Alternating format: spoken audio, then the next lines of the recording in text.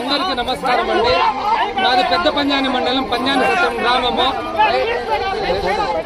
దాదాపు ఇంచుమించు మేము 2 సంవత్సరాల నుంచి కాలువ నీళ్లు ఇళ్లలోకి వచ్చేస్తా ఉన్నాయని ఎన్నిసార్లు మేము ఈ 2 సంవత్సరాల నుంచి నలిగిపోతా ఉన్నాము.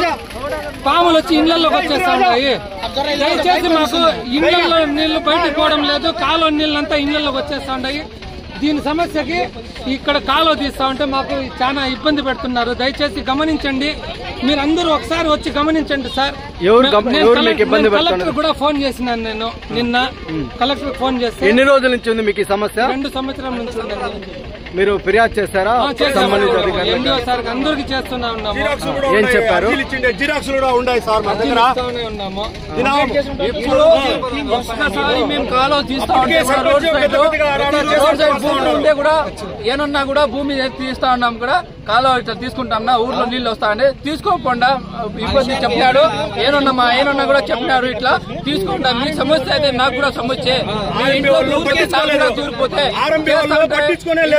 తీస్తా ఉంటే మాకు అడ్డుపడుతున్నారు. కాలువ తీస్తా ఉంటే కూడా అడ్డుపడుతున్నారు.